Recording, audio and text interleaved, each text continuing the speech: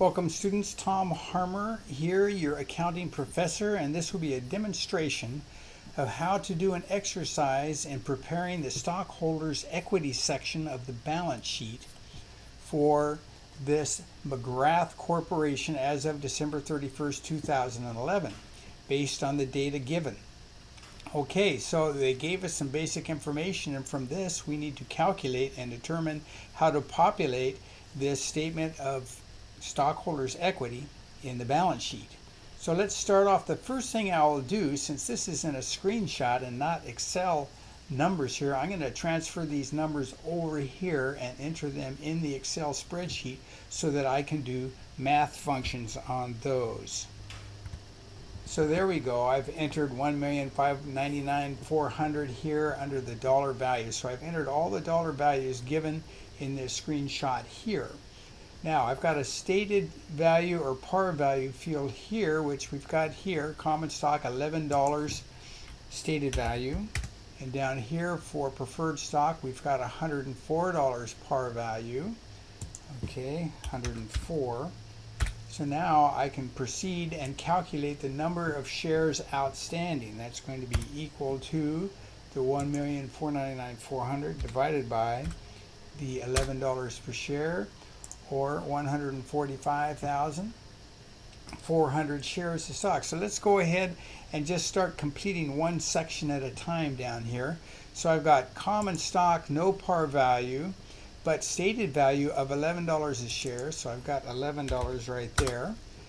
Authorized and issued. Now they didn't tell us about authorized in the narrative. So we will assume that the authorized shares equals the issued shares. Okay, so we've got here 145,400 for authorized and issued. Okay, we got that in there. Now we need to determine the outstanding shares.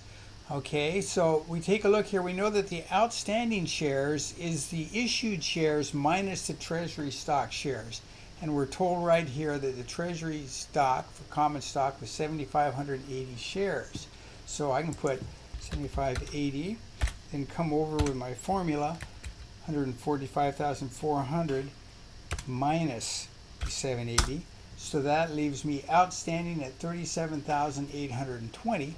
So we can put that down here in our outstanding field. Okay, and with that there, let's take our value, our dollar value of that common stock. That is the 1,599,000.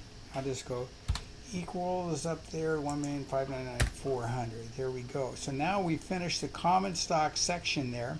Let's go up to preferred stock. Preferred stock, they gave us the 8% interest paid by the stock at $104 par value, so we can enter that here. So there we go, it got those numbers in there. Now to calculate the number of shares issued and outstanding. Okay, we come over here and we're going to divide that. Equals our dollar value divided by our par value. That is 4,650 shares of stock. Issued and outstanding, there's no treasury stock, so that's going to be the same. There, we got that entered there. So we'll take the dollar value, which is given to us here at 483. So I'll just use my equal sign up there and grab that number. It'll be easier. Now that is the first number in the column, so I am going to put a dollar sign there. Up here, there's a dollar sign. Get rid of those pennies. There we go. Okay, so now we've completed the capital stock section. So the total capital stock is going to be the summary of the two of them. So I'm over here in home, come over to my summation tool. Oops, grab that all the way up. Boom, there we go. There's our total capital stock. So let's continue down to the additional paid-in capital section. No calculations required here. The numbers are all given. So an excess of par for preferred, 358,600. That came from here. Paid-in capital and for preferred stock. Okay, and note that these are in alphabetical order. So there's no particular order to that except alphabetical. Our next one here is an excess of stated value common. So that's going to be right from up here at excess value of common. That's $733,200. From treasury stock, just use my equals again and come up here. Treasury stock was $665.40. And so now we got total paid in capital. Go up here, grab my auto sum, and then I'm going to grab this block of numbers there for my auto sum. There's total additional paid in capital. Now our total paid in capital, okay, this is before earnings. This is paid in by stockholders investing in the company. Come up here again, grab my auto sum, and that's going to go this guy all the way down to there.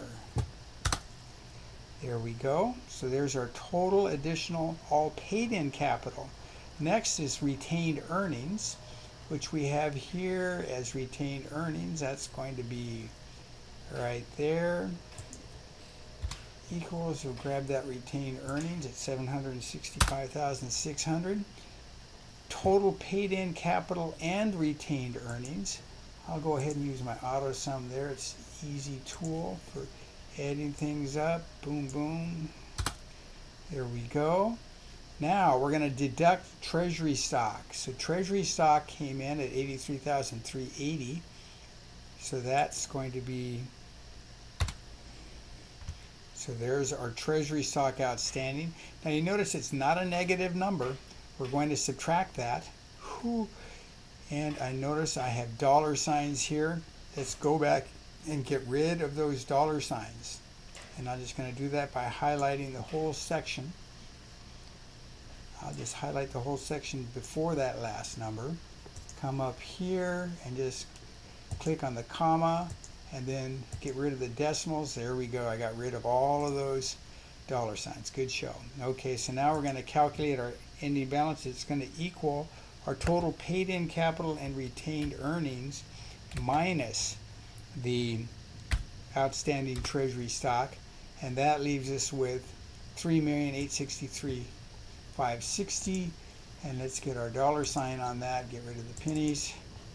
Okay, and there is our completed stockholders equity section of the balance sheet based on the data given. So there you go. You've had a good walkthrough, so do that on the assignment. There is a separate video for calculating the book value per share of common stock.